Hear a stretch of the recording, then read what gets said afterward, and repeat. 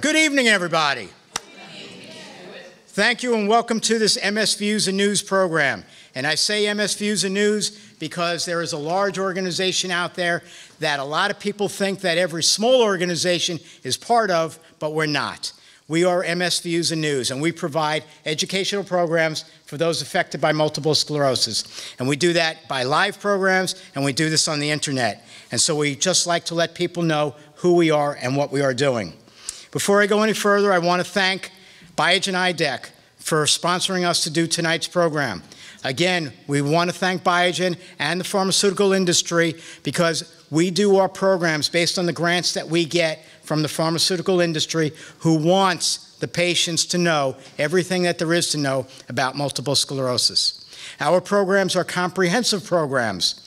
Okay, and we say comprehensive because you're not attending a program where only one drug is being spoken about, but with the good help of the neurologists that we have speak at our programs or nurse practitioners, they speak about all the current therapies that are out there and then about the emerging therapies as well.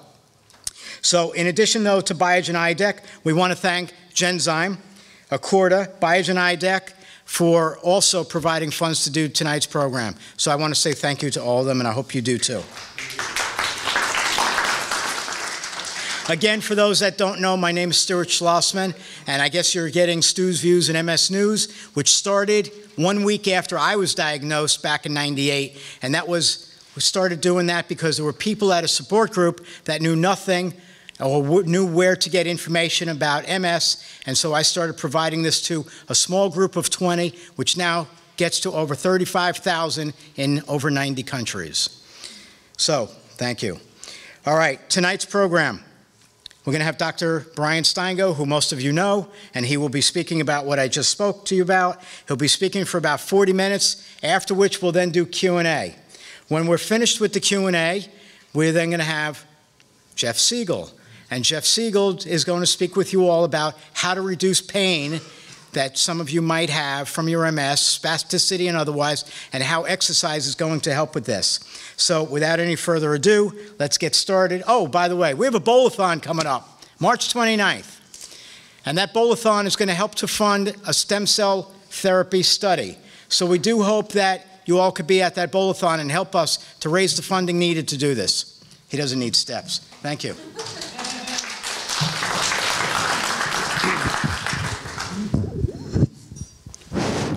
Thank you, Stuart. Thank you all for coming and welcome. So what Stuart said in part is that is very important is for you to give us feedback. In front of you, you're going to have some evaluation forms to fill in. They are very important because they help us decide what to talk about next time. Some of the stuff that we are doing tonight, we have done before, but 100 miles away from here. And people have asked us to do some of it again. I haven't upgraded it for some, so some of you may have seen this before. It's going to be hopefully education or repetition. For some of you, it'll be new. We're going to leave a section as well. That was something we did recently as well, a whole session just on questions and answers. It was well attended, and we got great feedback on that. So I thought what we would do is do some introductory discussion and then leave some time for questions and answers. The last time we did the question and answer session, we spent a full 2 hours doing questions and answers. And there were still more questions and answers that we didn't get to. So I think the questions and answers part turned out to be very important. But I'm going to do some of the introductory stuff that Stuart asked me to do and talk first about the land of MS. And this is something also that I came up one night with in a dream. Probably wasn't a dream because I was probably just not sleeping at 2 a.m. in the morning and thinking about how do we put this all together and which topic should we talk about. So pick one. What do we talk about? We could spend all night talking about any part of this over here. We could talk about how you diagnose MS or what kind of MS you have. That's still important. The FDA still considers that there are different types of MS. How do they overlap? How do they react with each other? We could talk about the treatment of MS. Then we could spend a whole week talking about treatment. And Stuart asked me to say a little bit about relapses. I will say something about relapses and about the disease-modifying drugs for MS.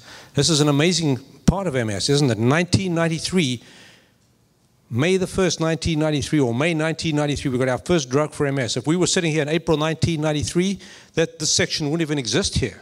We had no approved drugs for MS. So we now have 12 drugs approved to treat relapsing forms of MS. For progressive forms of MS, we're still retarded. For secondary progressive MS, we only have one approved drug. It's called Novantrone. It's chemotherapy. It's toxic. Nobody uses it really. And for primary progressive MS, still, in this year, 22 years since we had our first drug, for relapsing MS, we still have no FDA-approved drug. But there are clinical trials that we might talk about if we have a little bit of time. And then in this land of MS, I talked about the symptom tower. And why did I make it a tower? Because this too could be a whole evening.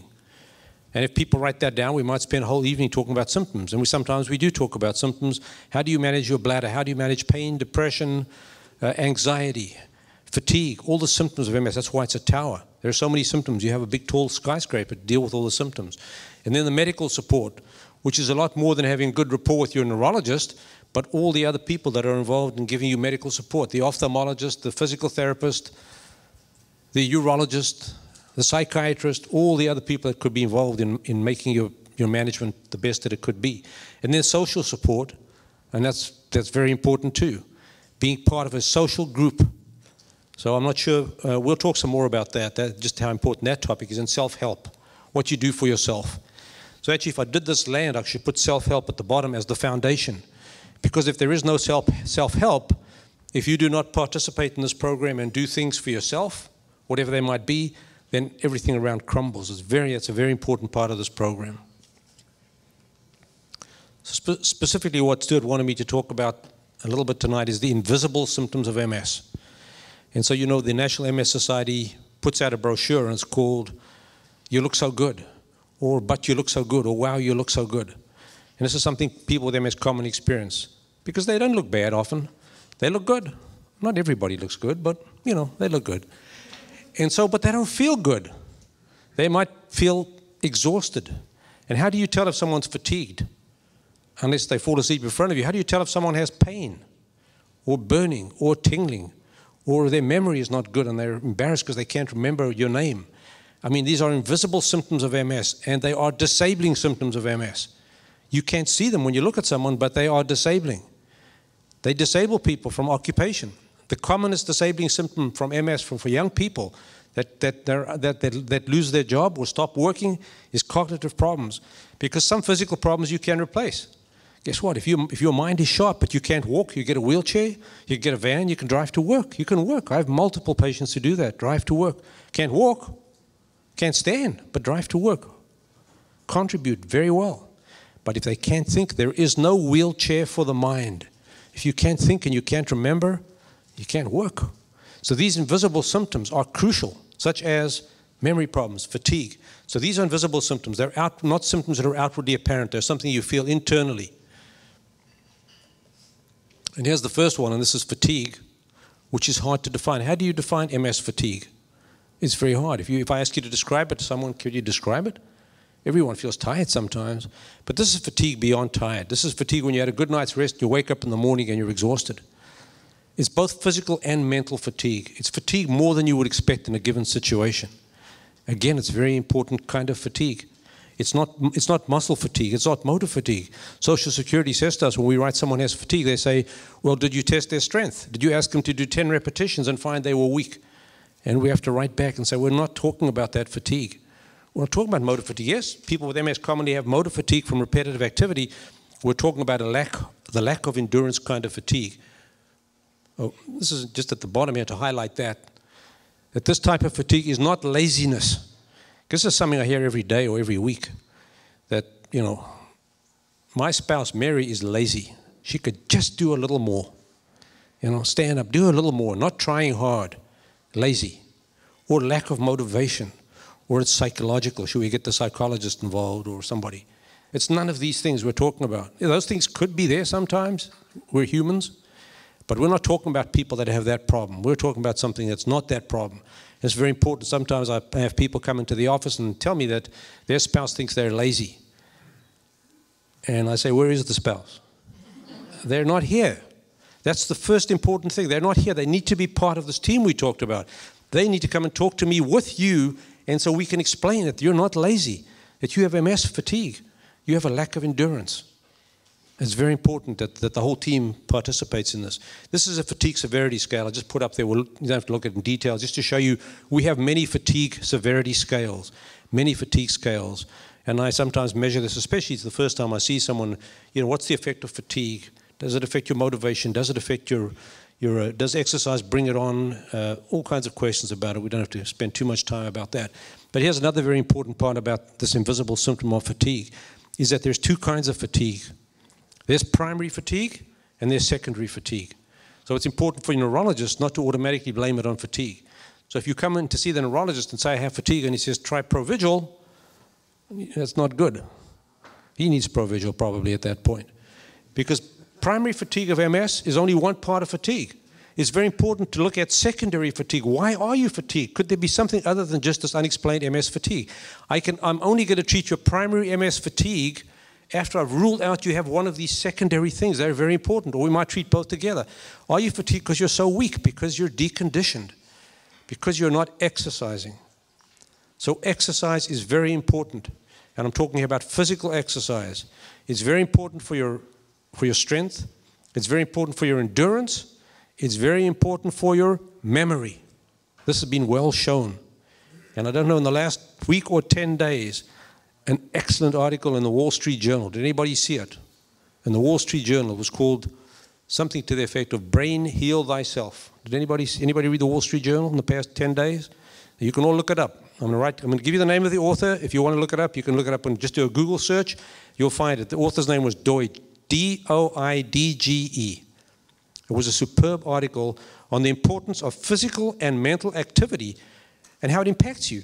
That's another thing I see. I see an older MS patient. What's an older MS patient seeing? It's a disease that starts at 20 to 40. A 60-year-old MS patient says, I'm forgetful. Must be getting old. Yeah, really? And this article is about that. That's not true. Don't say you're getting old. Slow down the aging process. Do all these physical and mental, both, not just mental activities for your memory, physical and mental activities for your memory, for your activity. Very important to prevent this weakness and this deconditioning. Very, very important things to do. And then I have to say, why else are you fatigued? Maybe you're fatigued because you're not sleeping well. If you don't sleep well, you could be fatigued. Now I'm going to say, why are you not sleeping well? Do you have sleep apnea?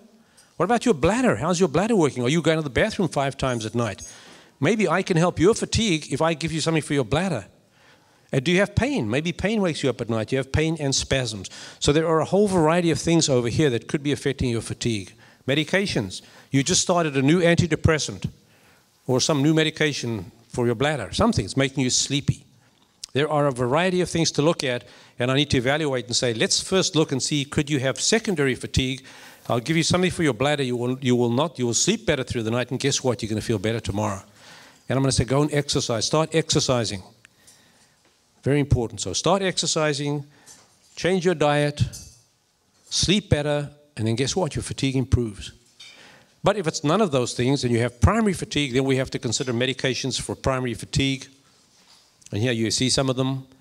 The medication that's been used for the longest period of time is amantadine, which was discovered coincidentally. Amantadine is a drug that works against flu, certain strains of flu. It's old. It was used many years ago against certain strains of flu. It doesn't work very well against many current strains, but it's an antiviral medication. It also helps Parkinson's disease. And we can try it. It doesn't work in everybody, but it's a benign drug. It's got very few side effects. Now, if that doesn't work and the fatigue is bad, then all the drugs you see below that are stimulants. And the drug that has been shown to work is Provigil or Nuvigil. There was a study showing it worked. We know, all of us who recommend it, that it works. Insurance companies have decided that seeing it wasn't shown in a big MS study not to approve it. We fight constantly with insurance companies to get it approved, and we're successful a minimal amount of time. We lose the battle most of the time. They do not want to approve it. So we have to use other stimulant medications such as Ritalin. So we use Ritalin and Adderall and other stimulants like that to help MS fatigue. They have side effects. They can raise the blood pressure. They can cause palpitations, anxiety, a few things like that. They have to be monitored carefully. But these stimulants sometimes can improve the quality of life of someone. Sleep and MS, I spoke about sleep in its interaction, all these things interacting together for the fatigue. So you're seeing how all these symptoms need to be documented because they're all interacting. And down the road, we'll talk about the importance of telling your neurologist about all your symptoms. Tell them about your sleep. Tell them about your bladder. Tell them about your pain. It's important that we see all those symptoms in front of us. So what about sleep and MS? What about sleep apnea? You can see that people with MS have a higher rate of sleep apnea. That's very important. Why is sleep apnea important? What happens in sleep apnea? Strokes, heart attacks. People that have sleep apnea have a higher rate of strokes and heart attacks. Very important to know that. There was a study published recently from the Swedish Institute, and they said the following. They said people with MS have a higher rate of strokes and heart attacks. It's not bad enough you have MS. There's a higher risk of strokes and heart attacks, cardiovascular, cerebrovascular disease if you have MS. And again, going to an older MS patient, you maybe have hypertension and diabetes and those risk factors, and you have MS, and you have sleep apnea, you're going to be set up for having stroke or heart attacks. It's very important to determine if someone has sleep apnea. I won't go into the details of this slide. It shows you some of the risks. Maybe I'll mention them briefly, like male sex, a larger neck, a high blood pressure, overweight. These are all factors that are risks. And if you have these factors, you should be tested and treated for sleep apnea. And there are devices to wear that you can wear that are on the nose. There are dental appliances. There are all kinds of things. But evaluating sleep and treating sleep apnea could be very important. So I want to talk to you about some of the pain of MS. And so some of you may have had MS for a long time, might know that in the past it was said that MS doesn't cause pain. So if you've had MS for 25 years, you might know that when you went to see your physician years ago and said you had pain, they said it's not MS. MS doesn't cause pain. Of course, that's false. Of course, MS can cause pain. We know that very well now. And MS can cause different kinds of pain. So this lists some of the pains that you can have. You can have musculoskeletal pain, which can occur in MS, or you could have other reasons for it, unrelated to your MS, or you could have what we call neuropathic pain. That's a direct result to the damage of the nerves. So MS is a disease of the brain and the spinal cord and the optic nerves. And you can have pain in any of those structures. You can have optic neuritis and have eye pain. You can have spinal cord MS and have pain in your legs or your arms. Or you could have MS in the brain and have facial pain if the MS is in the head. Trigeminal neuralgia. So there are many causes of neuropathic pain. MS is a disease that causes central neuropathic pain. You have other causes of neuropathic pain like diabetes. That is a peripheral neuropathic pain, but it's still just a different kind of nerve pain. So that's the different kind of pain. You can have musculoskeletal and neuropathic, but it can also present in different ways. The pain can be very acute. It can be sudden. You have optic neuritis. You have a fairly sudden onset of pain. Or it can be chronic pain. It's long-standing. It's there for months or years. Or you can have what we call paroxysmal pain, which is pain that comes and goes. And a typical example of that in an MS patient is trigeminal neuralgia, facial pain. It could be a very sharp pain. It comes and lasts maybe 2 minutes or a few minutes, and then it goes away. It could be brought on when you touch the face, or wind blows on the face, or you chew. A pain that keeps on coming and going. So pain can present in all these different kinds of ways. And these are some of the facts we want to know about your pain. So if you have pain, these are questions that you need to think about beforehand. Maybe now you've seen this. All this stuff is going to be put out. It's going to be on YouTube eventually. It's good to have a look at a note and say, I have pain. When did it start? How did it start? It's acute, it's chronic. Where is it located? It's in my face. It's in my back. How long does it last for? How long has it been there? What kind of pain is it? Is it a sharp pain? Is it a burning pain? Is it pins and needles? Is it an electrical pain? What makes it better? What makes it worse? It's much better when I lie down. It's worse when I stand up. If I touch my face, it's worse. What makes it better? If I take pain medications, they help. If I take pain medications, they don't help. So these are all the things we think about when we're thinking about pain. These are the questions we're going to ask you to try and help evaluate and treat the pain, because different kinds of pains could be treated differently. Here's some of the musculoskeletal pains that we can see with MS. So there can be muscle stiffness. Spasticity is very common in MS. We try and treat all these things with natural means, stretching, things like that, but there are medications that we're going to talk about. So muscle stiffness could be very important, or muscle spasms. This is one of the things that we're going back again now. This can affect your sleep. Your sleep can affect your fatigue. So this is my message that I'm putting out there to you, is that all these things are interrelated. They're interdependent. They're not separate things. They're all very important to consider. And joint pain. Joint pain, does MS cause joint pain? The answer is no. MS does not directly cause joint pain, but indirectly it can happen. Because it's muscle stiffness, because your gait may be abnormal, you're walking abnormally, you could have pain in your joints, pain in your knee, pain in your ankle, pain in your back. These are complications of MS. It's not directly related.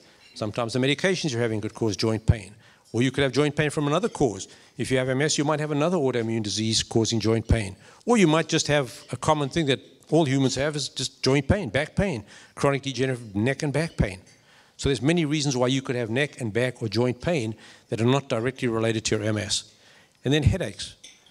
A very common kind of headaches is what we call muscle tension headaches. When you have a stiff neck, tension your neck muscles, you get tension headaches. Migraine headaches could occur too in people with MS. MS is more common in women. Migraine headaches are much more common in women, so it's not uncommon that we see people that have migraine headaches too. And then there's neuropathic pain. The fancy word for that is dysesthesias, which means uncomfortable pain, often in the limbs, and it can be elsewhere, and this shows you some of the characteristics. So a muscle pain is often a stiffness or a tightness or an achiness in a muscle, but if there is burning, that is most commonly seen with a nerve pain, stinging, electrical sensations. One of the commonest that you see near the bottom, if you look near the bottom of the slide, second from the bottom, you see the Lermitz sign. It's a very common sign that can occur with MS is when someone flexes their head forward, you bend your head down forward, then you get this electrical sensation radiating down. It's not only seen with MS, it can be seen in other conditions, such as vitamin B12 deficiency, for example, but it is fairly characteristic for MS. So that's an electrical, sharp, tingling kind of pain. These pains can come and go. Your skin might or might not be sensitive to touch. It's often worse at night. I gave you the example before. I told you about trigeminal neuralgia being a facial pain with MS, and then the MS hug, which is this unexplained hug where you feel someone actually is hugging you. It's a pain due to involvement in the spinal cord. It can be a very difficult pain to treat. Here is something about how we treat neuropathic pain. We use two types of medications typically to treat neuropathic pain. And the first set of medications are the anti-seizure medications that many of you have heard of, gabapentin or Neurontin, Lyrica, which is closely related, carbamazepine and oxcarbazepine, those are known as Tegretol and Trileptal. These are closely related seizure medications, and these are the medications that help nerve pain. We start with low doses. One of the keys to getting someone to tolerate a medication is to start in a low dose. It's important to understand that because people have pain. They want quick relief. Well, you can't do it. These medications, if you start quick, you sometimes will go wrong because someone will be intolerant of the medication and they'll throw it out and you don't get a chance. It's important. We have a schedule. We'll give you a schedule. Start slowly, build it up gradually. They have side effects. We need to review their side effects. You need to be aware of them. So that's the first group of medications, the seizure medications. The second group is the antidepressants, been around for a long time. Amitriptyline is Elevil. It's an old medication. It's been around many, many years. Then there's newer versions of that on the other side, Cymbalta. And other likewise, some of these pain medications, some of these antidepressant medications are also very effective for management of MS pain. Here's how we treat musculoskeletal pain, the same way you treat it for anything else. If you strained your neck, if you had an automobile accident, you got a whiplash, whatever you've got, these treatments are somewhat overlap. So we would use non-steroidal anti-inflammatories for a limited period of time, or Tylenol, the same antidepressants as in the prior slide. Anti-spasticity medications. If you have muscle tightness, that's of a musculoskeletal type, then sometimes we will try medications that we use for a strained back or a strained neck. But if it's the MS stiffness or MS spasticity, we specifically use baclofen and tizanidine, also known as Zanaflex. Those are medications that are most commonly used for the spasticity of MS, which is due to central nervous system disease. Botox is used too. Botox is good for muscle stiffness. The problem with Botox is that it works very well if you have muscle stiffness in the upper extremities, because if you think about it, the muscles in the upper extremities are small muscles, whereas if you have stiffness in your lower extremities, they are very large muscles. You need large amounts of Botox. It's harder to get an adequate dose and get treatment, so it's much more difficult. So very important is the non-pharmacologic measures of treating pain and spasticity, exercise, physical therapy, massage, biofeedback, all these measures, and you will hear some more about exercise and the importance of it later on. All these measures are very, very important for helping your symptom of spasticity and muscle stiffness and building up your strength and improving your endurance and improving your balance. Going on and on with that. And right at the bottom of this page, I put there opioids. So what do opioids mean? If I'm giving you an opioid, if I'm giving you some narcotic drug for your pain, it means everything else failed. It's not the first choice. It's the last choice. There is some evidence that opioids even may aggravate the immune system But if your pain is excruciating and uncontrollable, then sometimes this is what we have to do. In the state of Florida, it's harder and harder to get these medications prescribed. I don't prescribe them anymore in new patients. I send people to pain management, to someone who's going to follow them strictly, have strict guidelines, strict measurements in a very controlled way. It's hard to get them now in the state of Florida, controlled substances. The state has a central line in Tallahassee. Every time a medication is prescribed, it goes online and goes there. So they can keep an eye and keep a track of this. So it's much harder to get this nowadays. Cognitive function in MS. This is 40 to 65. That's because some studies said it's 40% of people, some said it's 65% of people. I think it's probably closer to the higher number, that people have some cognitive dysfunction. And the correlation between cognitive dysfunction and other disease characteristics is weak. In other words, you could have trouble walking, and doesn't mean because you're having severe trouble walking that you're going to have cognitive dysfunction. Quite the opposite. Actually, I see people that have severe cognitive dysfunction and are walking fine. You can't tell when they walk that there's anything wrong, but their cognitive function is impaired. They start failing at work. And one patient recently was a bank manager and was failing at work. You looked at him, you couldn't tell there was anything wrong with him. He was exercising, but he was failing. Went to see his physician, did a scan, and he scanned, said, oh, it looks like MS. And so he has MS, with the cognitive manifestations occurring earlier, even early in the course of the disease. So they looked at people that are newly diagnosed. They have their first event, even optic neuritis. And they've done some studies, and they've shown even early on in some people, you can find evidence of cognitive dysfunction. And it's important to know that because it gives you time to intervene right from the beginning. And I told you about the early departure from the workforce because of this. Here are some of the things that can happen in MS. You can have memory problems, and you can have cognitive problems. Some people don't have both. Some people, their memory is not good, but cognitively they're not as bad, or they might have both, or just cognitive problems, memory not as, one or the other. Attention and concentration can often be affected. Some of the stimulants we talked about earlier that are used for fatigue sometimes will help with attention and concentration. Information processing. It's a very important one. Multitasking and processing are things that are affected a lot in people with MS. And sometimes we'll do neuropsychological testing to pinpoint these, and the neuropsychologist can help and give you a cognitive rehabilitation program as to the best ways to deal with these strategies. Executive functions, visuospatial functions, verbal fluency, all these things. And the National MS Society put out a very excellent brochure on this.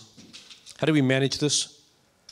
One of the things that we want to do, if you have cognitive problems, is treat your underlying disease. First thing we need to do is say, how's your MS? Is it under control? Treat the underlying disease-modifying drugs, because there is no effective symptomatic treatment. There is no good drug for the memory. There are medications that have been used. For example, there's a medication called Aricept, which is used for Alzheimer's disease. There are some small studies where it's been tried for MS.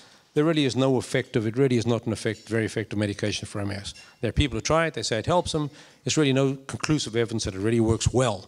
And therefore it becomes important to do everything else that we list down here. You can try complementary medicines or alternative medicines. There's a whole bunch of those. I saw a patient recently who gave me a list of all her vitamins and stimulants. I said, how much does this cost? She said, $300 a month, just for her stimulants. It was astounding, actually. I said, you can throw half of these out and save some money. Go and do something that's fun. Mental stimulation, and this is the article I quoted you earlier in the Wall Street Journal, is one example, and there's many examples like that. Mental stimulation, doing things. So people say, when I say that, well, I'm no good at crossword puzzles. Who cares? You're not entering a contest. To stimulate your brain. The more you do, the better you'll get. Get your iPad out. Do word games, crossword puzzles, jigsaw puzzles, Sudoku, all these things. You can sign up and do these services like Lumosity and Fit Brains. They give you a service. When they first quote you, they'll say, Lumosity, $300 a year. But don't sign up for that. Because 2 weeks later, they got a special offer. And now it's a special offer for today only, $175. And then a month later, a special offer today only is $125. So just wait it out. You can get these things, Lumosity or Fit Brains. They're good ways. They measure you. They tell you how you're doing. I think they're very effective ways of stimulating your brain. Self-help, organization, being organized. A lot of people suffer from organizational problems. If you're planned and you're organized, and if you're not now, then start gradually getting into that. Avoid clutter. So there actually was an article published on people with MS having a clutter problem, having cluttered environments. Things are lying all over, and they're not organized. And then it gets into a vicious cycle. It gets worse and worse and worse, and more strain. until it's just overwhelming, just looking at it. And so there is information on the importance of clutter. It's very important. And I think that it would be good if there was a clutter specialist. Anybody know of a clutter specialist? I don't. But it would be good to have one. I'm thinking it would be good for someone to do. Go and help people try and unclutter their environments, because that causes confusion, and more, just all gets mixed up. Other things to do, physical exercise. And this article I told you about from the Wall Street Journal is an example of that. There's multiple examples of that. That's one of them, about the importance of physical activity for your memory. That if you're physically active, it helps your memory, probably as much as mental activity does. So it's very important to keep active. I'm stressing here activity. I didn't say physical exercise. I didn't say go out there and go to the gym for an hour a day. I don't expect you to do that, but I'm saying be active. If you can walk, walk. But if you can't walk, there's wheelchair exercises that we have out there, all over. Moving your arms, move your legs, do whatever you can. So be as active as you can be. That's what we're saying. We can't be unrealistic. If I see someone sitting in front of me in a wheelchair, and I'm going to say, okay, now I want you to walk around the block 5 times, that's ridiculous. That's tactless and stupid. I'm not going to say that. You're going to look at someone and say, I want you to do whatever you're capable of doing. Just be active. It's very important. Again, in recent weeks, there was a study published from Japan. Did anybody see the Japanese study? Who saw the Japanese study? Somebody put up your hand, even if you didn't see it, please. Somebody put up your hand. It was a study where they looked at people and said, these people here live a long time. I said, why do they live a long time? What things do they do? So what things do you think they did? They were physically active. Maybe they had to be. They had no cars. They had to walk distances. They were physically active, even at advanced age. Old people, 95 years old. These people were physically active. Number 2, their diet. They had a plant-based diet.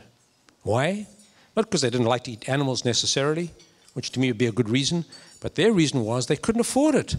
They could not afford animal food, animal protein. They couldn't afford to go and get some meat because it was too expensive. So they still ate it once in a while, but their diet was plant-based. It's what they grew around them, the plant-based diet. And number 3, social interaction. They were 90 years old, but they were important.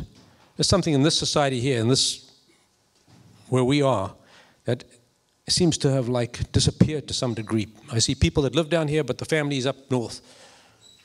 Or, I see people living down here, they're 90 years old, the kids are up north in California, wherever. They have a person who takes care of them. They see them once a month. They hardly ever speak to them. I mean, it's sad. So being in a family group, or having good friends, or being in social structures, support groups, this kind of thing, meeting people, maybe sit at a different table, you don't sit with the same people every time. You never know, you might make a new friend, I don't know. Support social and personal relationships. That was the 3rd item that these people in Okinawa had. So these are very important things, and these extend to the general principle of MS. If you have MS, it's part of your general health. The general well-being, your general well-being is very important too. Exercise, Jeff will say some more about that. I've spoken a lot about exercise. The things that you need for exercise to succeed. Obviously, you need to be motivated. I want you to be motivated. After I've spoken to you and told you about the importance of it, be active. It has to be available to you. It has to be affordable. It doesn't have to always be affordable, because once you've been trained, once Jeff comes to your home and trains you what to do, after a while you can dispense with him. After 3 months, he's trained you what to do. And then you have a refresher course periodically. You call him back 12 months or 18 months later and say, okay, I'm slipping a bit, I need you to come back. But get trained. Make sure the therapist leaves you with a set of exercises and trains you what to do, so it becomes part of your lifestyle and teaches you to do things that you can do, that they're convenient to you. So maybe for you it's more convenient to do the gym, to work at home instead of going to the gym 3 days a week. I certainly have no time to go to the gym 3 days a week. If I didn't have stuff like a treadmill at home, I could never exercise. I don't have time. And sometimes you don't. It's hard for you to get there maybe. Find a way to exercise at home. You want that one, Jeff? You got that one? But they're all on YouTube. What to do. These are the exercises that I always say you have to do. Balance, endurance, stretching, and strengthening. You heat up when you do exercise. You might say, I heat up when I exercise. I've got MS. I heat up. My vision gets more blurry. I tingle more. Okay? So what do? What's someone's response to that? I'm not exercising anymore because I feel bad when I exercise. Wrong. And what you should do is say, how do I prevent this from happening? Do I dress cool? Do I have a fan? Do I exercise a little less? Do I drink cool fluid so I stay cool? Yes, find a way to adjust to it is what you should do. Where's Stuart? I don't know how Stuart? Stuart disappeared. I don't know how much longer he wants me to go on for. Stuart, how much longer do you want me to go on for? 10 minutes. 10 minutes. Okay, I'm not going to talk about the drugs at this point. I'm going to pick some random slides over here. And firstly, just some random slides about what happens if you have MS and you don't go on treatment. And so we know about some of this from times gone by. In 1990, there was a study done at Mayo Clinic. There have been other studies done in England where they said, what happens if people have MS and they don't get treated? And you'll see it says that about 10 to 20% of people have what we call benign MS. They don't have many attacks. They recover well. When you look at them, you can say this was benign MS. You can't say this at the beginning. You can kind of try and get an idea, but people still can change. But really, this is a 10-year diagnosis. 10 years after you've had MS, you have no disability, you have benign MS. Most people fall in the middle, but about 5% of people have malignant MS. That's very rapid, progressive, severe MS that just doesn't respond to any drugs, and they're rapidly and severely disabled. So that's about 15% of people. So about 80% of people with MS have the typical type of MS, where the majority of them start out with relapsing and remitting MS. And then about 10% of people progress right from the beginning, but they might progress slowly. I'm not talking about the malignant type of MS. If you have relapsing and remitting MS and you don't take treatment, like some people don't want to take treatment, what happens to you? At 15 years after your diagnosis of relapsing MS, the study showed before we had treatments, 50% of people have progressed. And at 25 years, 80% of people have progressed. So the nature of this disease in most people is some progression. That's the nature without treatment. And now what we've done with all our drugs is we think slowed this progression. We still don't have the cure, but we think we have slowed progression considerably. And this just shows you now this slide, which still to me is an amazing slide, because I told you until 1993, actually beta serum was here in 1993, we had no drugs for MS. And look at this board of medications that we have over here, including the most recently approved drug, which is now called Lemtrada. It was called alemtuzumab is the generic fancy name. Campath is the name it was in the clinical trial. We now call this Lemtrada. I have to change that. But we have other drugs coming that are in clinical trials, and I want to put those three on the top right are other drugs you're going to hear about in the next year or 18 months. So look at the choice of medications we're going to have. If you look at some of these medications that are new on the right-hand side, you see that they end with the word MAB. You see the MAB? MAB stands for monoclonal antibody. It's a specific group of drugs. Tysabri was the first of those. Lemtrada is another of those. Those three on the top there are also monoclonal antibodies. They've been in clinical trials. We anticipate in the next 12 to 18 months we're going to hear a lot more about those as well. Experimental medications. This is more stuff you might hear about. So for some of you who know what Gilenya is, Gilenya over here, which was approved 4.5 years ago, is fingolimod. And some of these newer drugs, siponimod and ponesimod, you can see the name is very similar to fingolimod. These are drugs that work in the same pathway. They are in clinical trials now. Siponimod is interesting because it's also in a clinical trial for progressive forms of MS. So if someone has progressive MS, we have this drug that we potentially could try for them, because in the early stage, in the phase 2 part of the clinical trial, which is an earlier stage of a trial, it was shown to be effective. So now we're expanding that and going into a full-scale, what's called a phase 3 trial. And there's a vaccine for MS. It's been around for a long time, up and down. It was a very small company that started that, had some benefit. It's also being tried, a T-cell vaccine. We take out your own T-cells and make a vaccine and then inject the vaccine back into you. There's another drug called masitinib on the right-hand side. It's being tried. Here at the bottom, on the bottom right, there's some interesting things to look at. Vitamin D3, a most important substance that some people even consider to be a hormone. Never mind a vitamin, they say it may actually be considered to be a hormone. It is so important. I would say it's as important to take your vitamin D3 as it is maybe to take your disease-modifying drug and everything else that you do. And studies have shown that vitamin D is crucial in MS. Studies have shown that if your vitamin D is low, you do worse than someone whose vitamin D is adequate. These are some good studies published in reputable medical centers. And so we're aiming, so one of the questions I often get is, how much should I take? And then I say, I don't know. And so someone looks and says, you don't know? You just told me to take it. You don't know how much I should take? Because you can measure your level. Go and do your blood level and check your vitamin D, and then I can tell you how much to take. What I can tell you is I can tell you how much to aim for, and I can say aim for 75. That's the level that we're going to aim for, 75. That's what we want. And yes, it is a fat-soluble vitamin. You could be toxic. So we monitor your level. Very important vitamin. And then other substances you read about, statins and tetracyclines have been studied in MS. They probably have some effect on the immune system. Some small studies, some studies published within the last year or two on statins and progressive MS, slowing down the progression, but very big doses of statins. We need larger studies. Statins are drugs that could have side effects, especially in large doses. They can affect your liver. There are other drugs you could be taking that also have effect on the liver. Your MS drugs, your disease-modifying drugs could have effect on the liver. Baclofen, tizanidine, the antidepressants, seizure medications, all of these things could have effects. So we need to monitor your liver very carefully if we're putting you on some of these medications. And this simply says that it's good to start treatment early.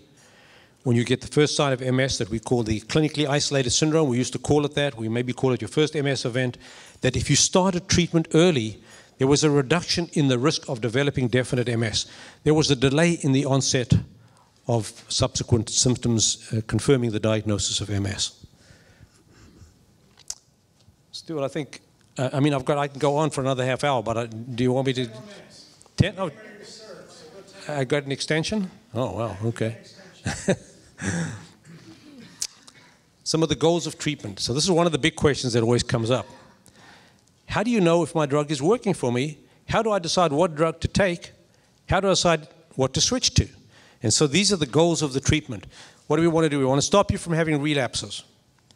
So this is the first thing. In any clinical trial that we do, when a drug works, is approved by the FDA says these are the things you have to show us to tell us that the drug is working, that it's reducing relapses, that it's slowing down the progression of disability, and that it's having positive benefits in your MRI scans.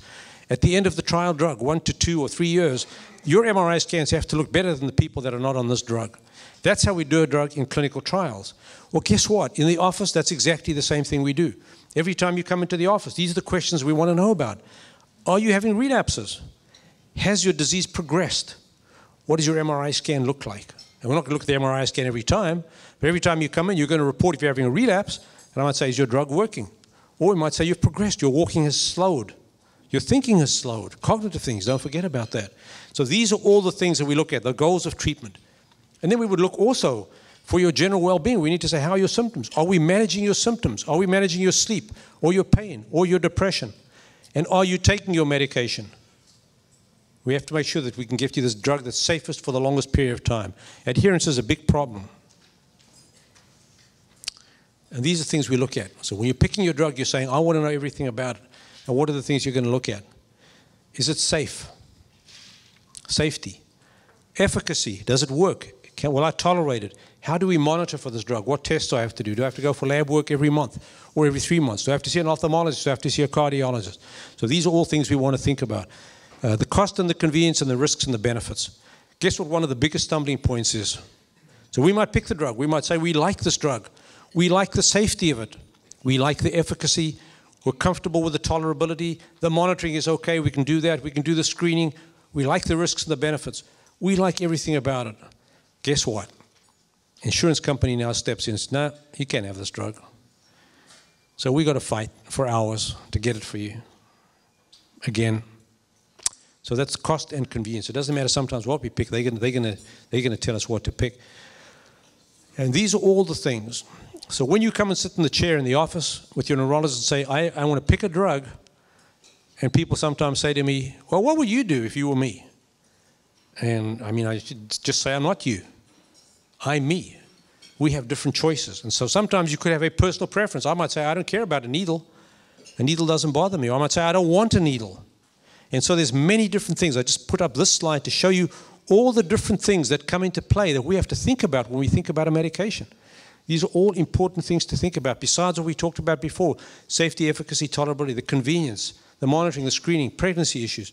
These are all important things to talk about. So these are some of the points that I wanted to make about picking your drug. This is how you start the medication, to think about those points. That's how you switch to another medication, is by thinking about all those points. And so that emphasizes the importance of being on a disease-modifying drug, when to start, when to switch, and the considerations that you have. Now, for the final 10 minutes or 7 minutes, I wanted to talk to you. Stuart asked me to talk to you a little bit about relapses. And I wanted to define, firstly, to define for you what a relapse is. It's very important to define a relapse. It's most important for a clinical trial, because one of the ways that we measure a clinical trial at the end of a trial is that we're going to say a patient had X amount of relapses. And if different neurologists have different ideas of what a relapse is, then the results are going to be meaningless. So it's important we all understand a relapse to mean the same thing.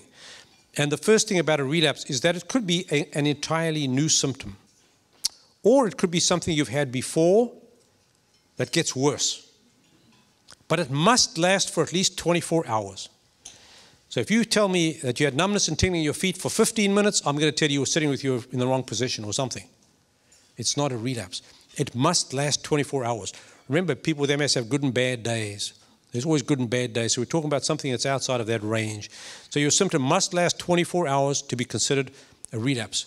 If someone calls me and tells me that they had loss of speech for 2 hours, I'm going to say, let's have a look at you. Maybe you're having a stroke. Because yes, certainly patients have had strokes.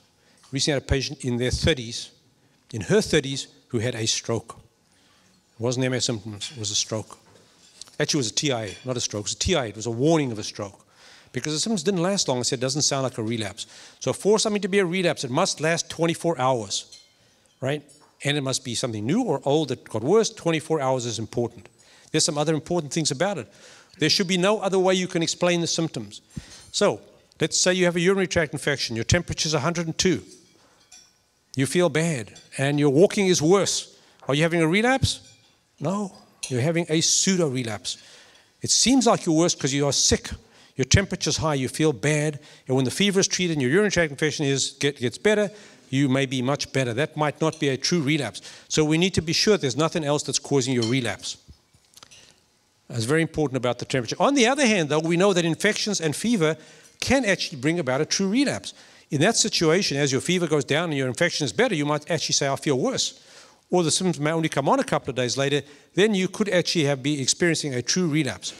So if I'm going to give you steroids for a relapse, I might wait it out. I'd rather wait a day or two and be sure I'm giving you a steroid for good reason and not give it to you when you're having just an infection and not having a true relapse. And then there are other things that could cause you to have symptoms like a relapse. Besides infections, you might start a new medication. You just started something for depression or for your bladder.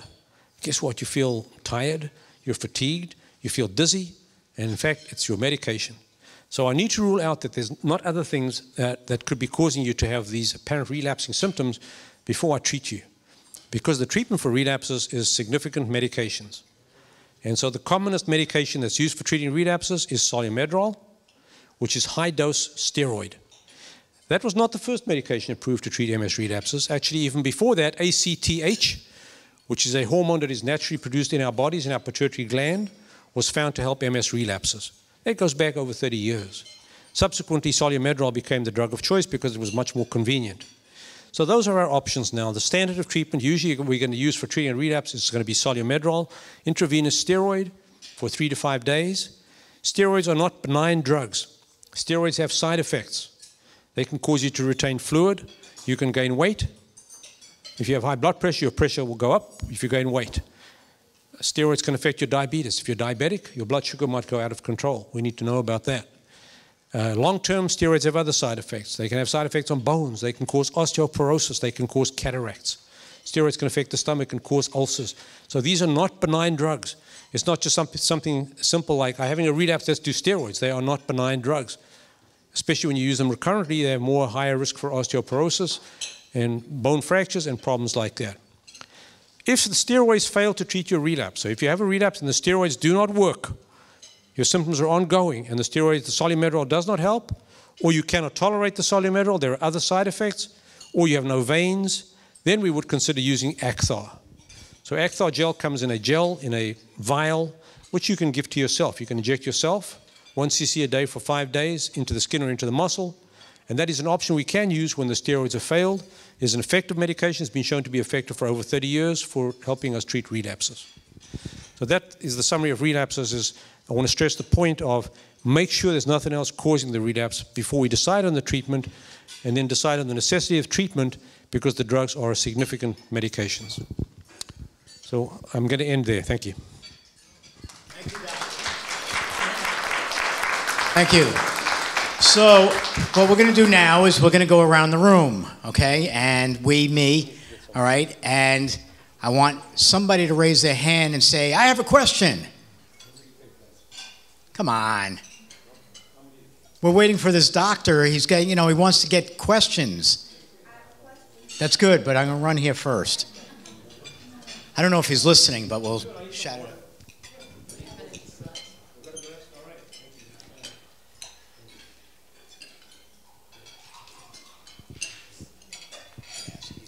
Okay. Based on one of the prior seminars here, I got a bone density test done, and come to find out I have osteopenia. What can be done to not turn it into osteoporosis eventually? So osteopenia is the early stages of osteoporosis. It means your bones are thin. There's a cutoff range. Less than 1 is normal. Between -1 and -2.5 is osteopenia, and -2.5 is osteoporosis. I'm certainly not an expert in osteoporosis. Certainly need to take calcium and vitamin D. So firstly, from my standpoint, in a person that has osteopenia or osteoporosis, I'm going to try and avoid steroids. That's the first thing I'm going to do, is try and avoid steroids. Number 2 is to be physically active. Activity is very important for bone health. And then number 3 would be use of calcium and vitamin D. And number 4 would be specific medications that the endocrinologist might prescribe for you, such as Fosamax and things like that.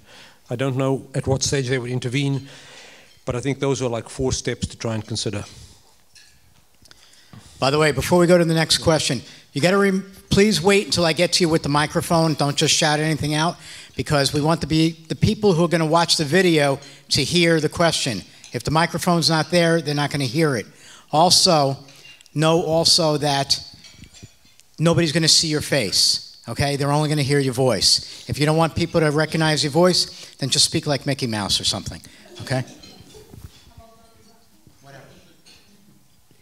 My doctor told me if I continue as I am, he would consider my MS benign, which I was very happy about. However, he also tells me that I have the same risk of it transferring to secondary progressive as everybody else. So now I'm confused.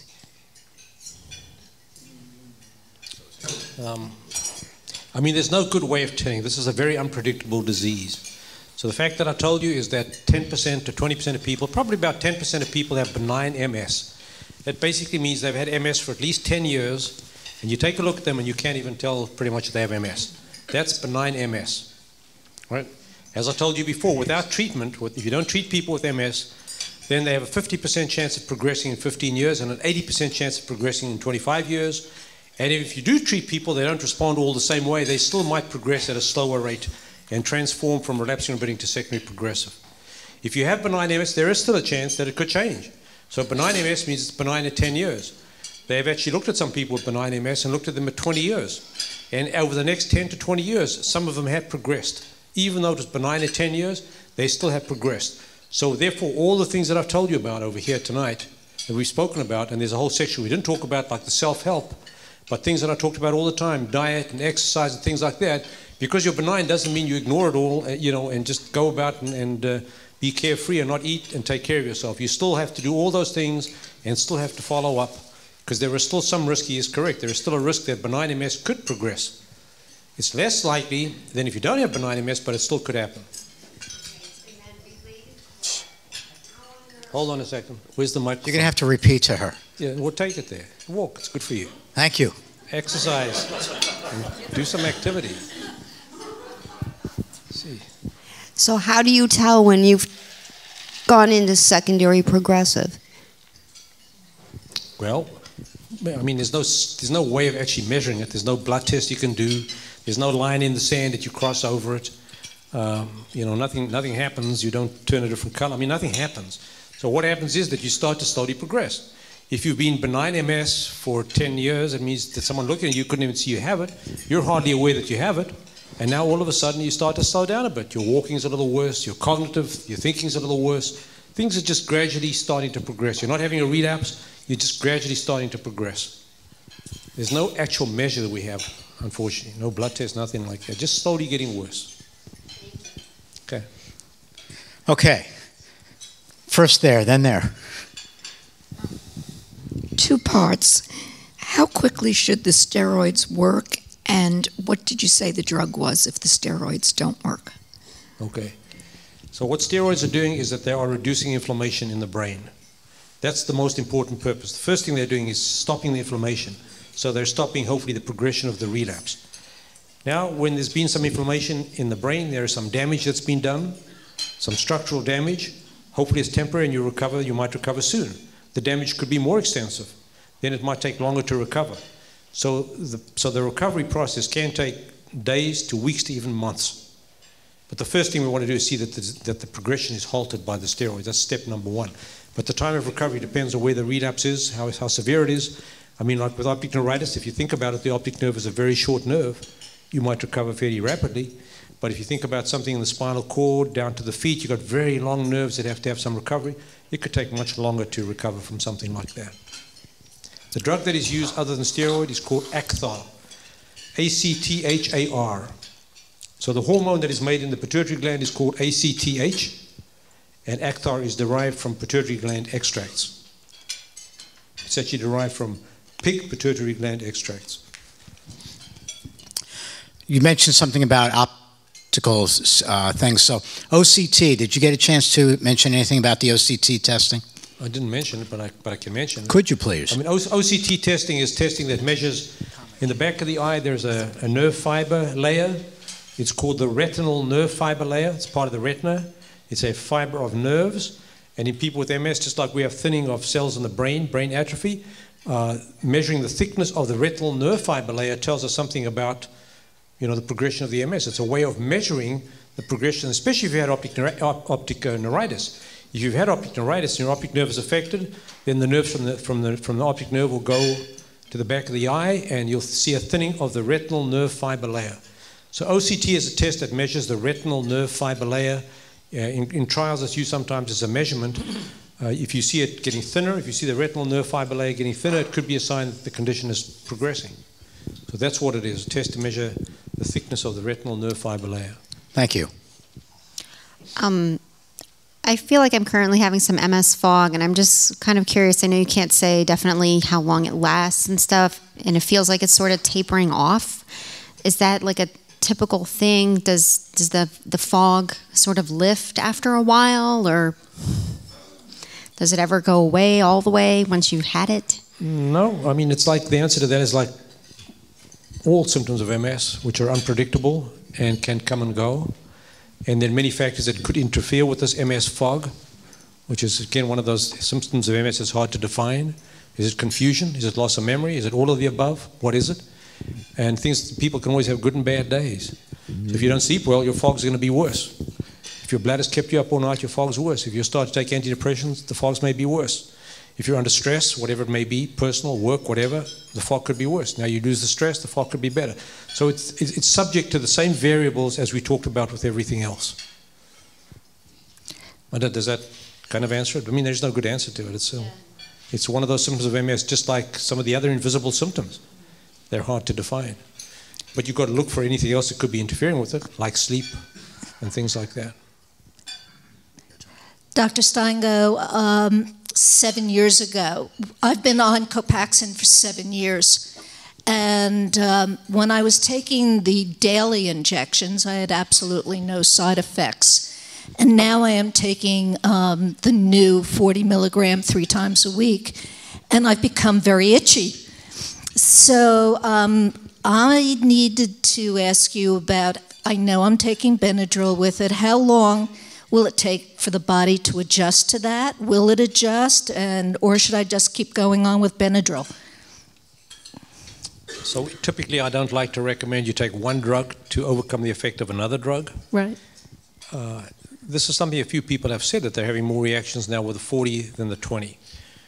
which is not easy for us to explain necessarily, because what the Copaxone is mixed with, what we call the diluent, what it's diluted with, is identical. It's exactly the same as the 20 and the 40, it's identical.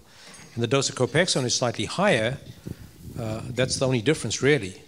So, I mean, you have to make a decision. Are you prepared to take Benadryl every day? If your itching is bad enough that you have to take Benadryl every day, you could keep on doing that.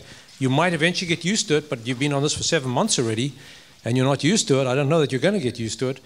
Somebody the other day had a similar, not quite itching, but they didn't feel well when they took it, just strange tingling sensations. And we decided together, she decided she's going back to the 20. She just can't tolerate it. She'd rather take the injection every day. So the body won't adjust to it? I mean, the answer is, if you told me this if you called me after 1 month or 2 months and said, I'm having this, I would have said, give it some time, you probably will adjust. But it's starting to get long now. 7 months is a long time for something to adjust to something like this. Okay, then I'll come to the office and see you. Okay. One moment. I probably don't even need a microphone. Yes, you do. Dr. Steingo, I'd like to know if you had a patient or someone that has been receiving injections of Avonex over the last 15, 16 years, and then all of a sudden they started to have like a reaction to the needle, the shot, during that once a week thing, with a fever going from up to maybe 100 is the temperature, even with taking Tylenol beforehand. Do you feel that they should ask their neurologist for somebody said an antibodies, maybe I'm building up some kind of a thing or something? Is that what that is? Yeah, that's an unusual thing to happen. And if that does happen, it would be suspicious for something else going on, like Avonex or interferon antibodies. So that's what I would do. I would exactly check the antibodies. And if you've got antibodies, they might be causing that reaction, and you may have to switch to something else. Now, does that have to be done by a neurologist, or can my MD? No, anybody can do that. Just got to write the right prescription, and you go to Quest Labs or any lab, and they'll do it for you. Okay. Anybody can do that. All right, thank you. Sure. Any other questions out here? I need to see hands. Arms also. I'm just kidding. I have a question about how do you feel about chiropractic and acupuncture? Yes. Next. No, so I have no problem. Acupuncture is benign.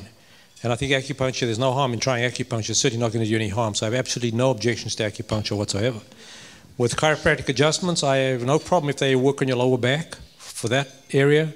There's no MS, there's no part of the actual spinal cord in your lower back. But in the cervical spine, if you have spinal cord disease and a chiropractor adjusts your neck, I have no clue what he's doing. He actually has no clue what he's doing, actually. I mean, it's a blind adjustment. He's twisting your neck, he's turning it, he's popping it, he's doing something to it. And I don't know if they're, in that situation, I say I have no problem and no objection to a chiropractor. If they're purely adjustment chiropractors working with your lower back, I don't like them touching the neck in my patients. Any other questions? Up. Okay. A lot of chiropractors also will advise on nutrition and other things. So if there's a chiropractor that's talking about general health too, it's certainly an added benefit. Dr. Steingo, do you have any patients currently trying the Saponamod for secondary progressive?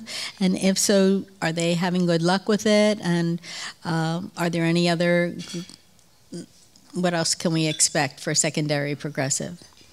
So yes, we are doing the Saponamod trial. I can't give you the answer to that because, you know, this is a long-term trial. When you do trials for secondary progressive MS, this is a long-term disease. You need to be taking the medication for a long time. So I can't tell you if the people that are on it are benefiting yet. This has only been on it for several months now. I can't say anybody's benefiting per se. It's long-term. We have to look at them over a long period of time and say that over 2 or 3 years that the people that took this did better than the people that didn't take it. So that's going to be a long-term kind of thing. They're tolerating it fairly well. As I told you before, it's similar to fingolimod, so we know a lot about it, about the potential side effects. If you really want to look for trials, the best place to look for what trials are available out there, for those of you who don't know, is to go to clinicaltrials.gov. And if you've been there, have you been to clinicaltrials.gov? That's your site for looking for trials. Clinicaltrials.gov tells you about all the FDA-approved trials in the US. And you go in there, and you just type in on top, progressive MS, secondary progressive MS, Whatever you want to type in, you type it on top there, and it'll show you every trial in the US that is FDA approved for secondary progressive MS, and it tells you where they are, the sites. Say this is in the following sites in every state, wherever it is. It'll tell you that information. It'll tell you who's included, who's excluded. It'll give you all that kind of information. Like how long have you had MS, what kind of MS, age, other drugs you're on. It's got what we call inclusion and exclusion information, and you'll find that if you go to clinicaltrials.gov. A good source of information. Recently, I have been reading a lot about LDN, low-dose naltrexone, and the reason I think that led me to that is because I've been having trouble sleeping, which may be because of a lot more muscle cramps in the lower legs during the night, and then causing a lot of fatigue during the day. I wondered if you have an opinion about LDN, if it's helpful. I prescribe LDN sometimes, and LDN really achieved fame through the internet. It was started out by a physician in New York who started using LDN. For those who don't know, stands for low-dose naltrexone. Naltrexone is a medication used in pain management, and this is a much lower dose, a very low dose of that medication. And his theory was that it's got something to do with the immune system. He has no clue what it does. Nobody has any clue what it does. It's also used for other diseases other than MS to have some non-specific effect on the immune system. But the reason I prescribed it is because people started talking about it, and it's a benign drug. It doesn't have any significant side effects that I've seen. The only side effects that I've seen are sleep side effects.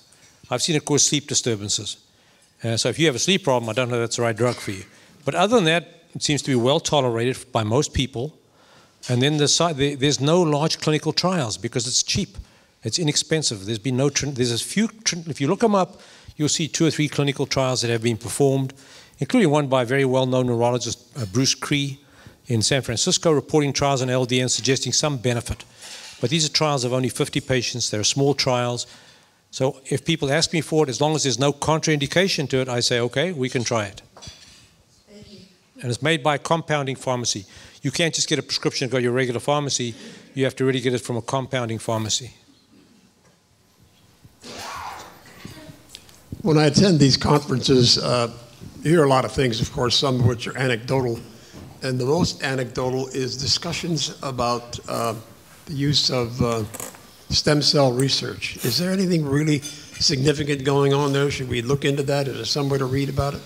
Or what is your view about stem cell research? Yeah, I mean, stem cell research, firstly, if you go to this, what I just told you before, clinicaltrials.gov, you'll find all the FDA-approved trials, and there are trials going on for stem cell research. Secondly, it's very important people understand that there are different kinds of stem cell research. What many people think is that if you take a stem cell, you're looking for stem cells to be injected into your body, and these stem cells somehow mysteriously, miraculously are going to migrate into your spinal cord and your brain and regrow your myelin and your nerves, and you're going to recover. That is not what stem cells are for at the present time. That's what we would like them to be.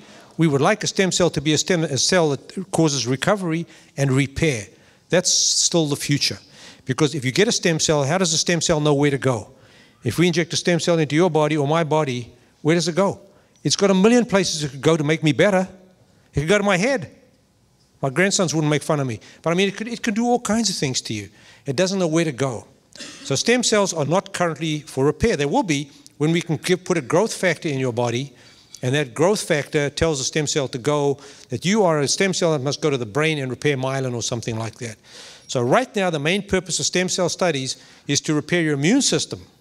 So the stem cells are going to go into your bone marrow and reconstitute your immune system, so your immune system will not attack your nervous system, and that's currently where the stem cell status is. So the stem cell studies that have been done in the US have mostly been done at Northwestern University in Chicago. You can look those up. They published it, where they study what is called hematopoietic stem cells. And that's stem cells that they actually derive your own stem cells and work on your bone marrow, re-inject the stem cells into you, and then the stem cells repopulate your bone marrow, and your immune system is hopefully reconstituted so you won't have any more MS, that it will in a sense quieten down, completely settle down your MS. So that's the kind of stem cell stuff that's going on right now. This is hugely popular. I have various patients that have done stem cells in Hong Kong and Panama and Costa Rica. And what that does, I call that transfer stem cell process. You transfer your money to someone else. That's all you do. They've done nothing. I just see people doing worse. They don't do better from these kind of things, these shaky operations. 60 Minutes had a whole expose on this. And I can't remember, did anybody else see that? Put up your hand, somebody, please. Good. 60 Minutes had a whole expose on this, where they went somewhere to some scumbag US doctors had gone and set up this whole operation and were doing what they called stem cells. And pathetic, really sad, some people took their kid there that had some kind of disease and spent a ton of money and nothing happened. They looked at the stem cells, there were no stem cells, or there were 2 stem cells in this, a waste of money. But just to tell you about this, I have patients that are looking to do stem cells overseas. They have a whole stem cell program of the bone marrow stem cell stuff in Russia. So if you want to visit the Kremlin, here's your opportunity. Maybe you can write it off the taxes, I don't know. And Israel, at Hadassah in Israel, people wanting to go there. And I saw this patient recently whose husband is a physician and she is a nurse, and they know and they've researched this from top to bottom, and they try to get this done in Russia. They said they can come there. Yeah, we're welcome. Bring $100,000. When? When do you think they're going? Next week with $100,000? 2017, they said, we have an appointment for you. Even with $100,000. So that's what's out there now. And this is for bone marrow stem. This is where you can get it, because it's hard to get it. There's not many people doing it in the US for MS. But Chicago, at the University of Chicago, they are doing it for people with relapsing forms of MS. I don't think they're accepting at this point people with progressive forms of MS. Okay, 2 more questions, and we have one right here, and then we're going to let Dr. Steingo go, and we're going to move on to the next segment. CC is VI, where they're checking for the veins. What do you think about that? That's a good question, because that's another, just what I'm talking about, the stem cell, fake stem cell people. So CCSVI was another scam, working on desperate people. There was some Dr. Zamboni who should have stuck with making hockey machines, and he was in Italy, and he said that this helped his wife, and they started saying that people with MS have blocked jugular veins, and if you open their jugular vein, they're going to be better. And so this has been well studied. There are studies funded by the National MS Society, not by me, because I would like to find somebody that helps MS, then I can go and work in the garden and not work anymore. But I mean, so this was well shown by multiple good MS centers to be a scam and not to be an effective treatment. And when my patients went for it, I said, I wish you well. I don't recommend it, but I wish you well. And so my answer to that is, I believe it's a scam. That's the answer. Yeah. Do you have any patients on Lemtrada, and how has that been as an experience? Prescribing it? Yes, Lemtrada is the new drug that I showed you about, approved about 2 or 3 months ago. A very effective medication for MS. Very effective if someone has very active or aggressive MS. I use Lemtrada. We did the clinical trials in our office for Lemtrada, so we've been using that drug for a long time. And now, since it's been on the market, we do have patients we've infused with the drug. It has to be monitored very carefully because it has side effects. Being as effective as it is, anytime you have a drug that has a lot of benefits, it's likely to have some risks, and so Lemtrada does have significant risks that we would fully explain to you, and explain to you furthermore how we're going to screen you and how we're going to monitor you. It's all very important to do those things. Yeah, I can probably put it down. Okay. So that's going to conclude the first portion of this program. Thank you, Doctor.